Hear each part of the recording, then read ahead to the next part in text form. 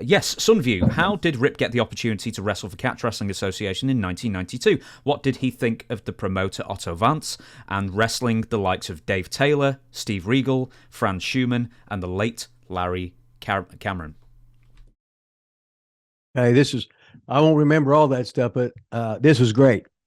The year before, Otto contacted me about bringing me in as like a light heavyweight champion or whatever it was. I can't remember what town it was or whatever, but I had to do something and I couldn't go. So the next year, he just got a hold of me about working the whole thing. So I showed up and we started out in Vienna first. We was at Graz, Seeboden, and then we were in Vienna for 6 weeks. Then we changed to Hanover. We went to Hanover and Bremen and Dortmund. When Dortmund was canceled, I went to England to work for All Star Wrestling and Brian Dixon. Mm-hmm. So, but when I'm in Germany, there's Fit, there's Dave Taylor, and me and Regal stayed together in the caravans or in the motel, wherever it was. So now I'm bonding with these guys, and I'm going to go back and forth here because please. That's the way I am. So when I got back to Atlanta, I'm telling Ole Anderson, I said, Ole, there's this guy, Fit Finlay. I think he's the best heel I've ever seen. He goes, yeah, how tall is he? I said, I don't know how tall he is. I was mesmerized. I didn't give a shit how tall he was. And I'm in the wrestling business. And I was excited. He said, But anyway, but the good thing about this is I got Regal a job, wrote his letter for him to send to Bill Watts. Max Payne a job. We all ran together. Daryl Peterson, who was an NCAA All-American. So I told him what to write for Bill Watts. So them two guys got jobs. Now, when they got jobs, once Lord Regal got in, he got Fit in, he got Dave Taylor in. So they had great runs. So basically, you'd never seen those guys if I wouldn't have hooked up with Regal and did whatever. So what you do is when you see talent, you try and get them seen on a worldwide stage or whatever, so that if they hit it big time, they'll remember you helping them. You know what I mean? Mm-hmm. So, but when we worked for Dixon, I just stayed at Regal's house. I want to ask you this very, just pick up on something you said before. You said you were mesmerized by Finlay. Yes. You said he was the greatest heel you ever saw. Yes. Break it down for me. Why? What is it about Fit? He had the air about him, and he was like a legend there already. And then Tony St. Clair was there too. Mm-hmm. But on Fit, we would go out at night, and I didn't drink. And let's say Fit could drink all day. All the English boys could, you know. And he when he was at the bars, because like when we were in Hanover, we were there 10 straight weeks, 70 days. So all the boys are going to the same bar every night. And I'm going with him because I ain't got nothing to do because I've already trained 5 hours that day. I'm sick of training, you know, so I'm just hanging out. When Finlay, he said, you tell me when you got to go to the bathroom because the place would just be packed in there. I said, Fit, I got to go pee.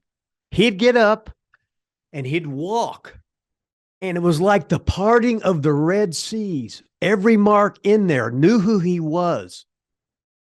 And he would just strut through there. He'd say, keep up with me. I'm basically holding his hand to get through there, right? And then I remember somebody would say, somebody tried to take his hand. And he just, let's just say the guy's thumb wasn't straight anymore. Oh, no, right. Fit was, yeah. And whenever the cops would come around, well, that's just Fit. Stay away from him. Somebody had to go to the bathroom. Don't confront him or whatever. Fit was just, but then I heard Fit got saved and he became real nice. Yeah, but those stories aren't as interesting. Right. They're not. But when I worked with Fit, Now, when I'm over there, I went over there as a baby or as a heel.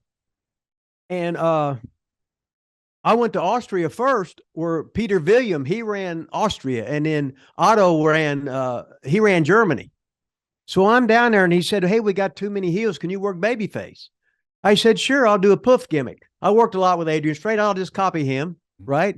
So I did the Adrian Street copy the first night because he says, "Oh, you do that every night." And I said, "What?" I said, "I'm a heel." He says, "No, you're a babyface now." I said, "Well, I'm not any good at it, but I'll do the best I can." You know what I mean? Mm-hmm. So we did that. And then I did that over in working for Baba, because they beat me and Danny Spivey half to death on TV. Hara and Tenru. Oh my God.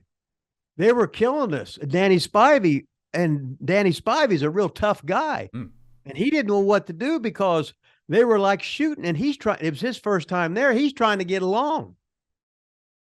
So after the first night of TV, I went right into character, right?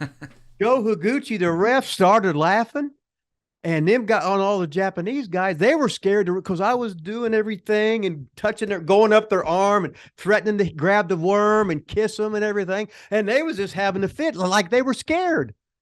And they didn't know what to do. So after that, Joe Higuchi said, "Baba-san said you do that every night." I said, "I got it." So I didn't want to get in there with them other Japanese. They worked so hard, beat the shit out of you. Now all of a sudden, I'm leading them, and they don't want to do nothing because they don't want to get me upset because I might grab their bollocks or something. So such as that. Anyway, now we're back. But now we're back in Germany, right? Oh, yeah. I'll tell you what. I'll ask something completely different. I'm going to move you on. I got so much stuff about Bremen and Hanover. Do you know, you should have a podcast to get all these stories out, Rip. Well, we try to get them in on Wrestling with Rip Rogers, and you can subscribe on YouTube right now. You can do that. There you go. See, I'm not an amateur.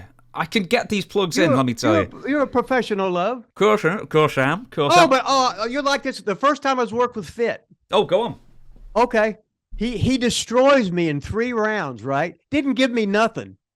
And I'm because he's wanting to feel me out, right? To see if I was an American prick or whatever, right? So I just work, go along with the flow. It was just and I just sold.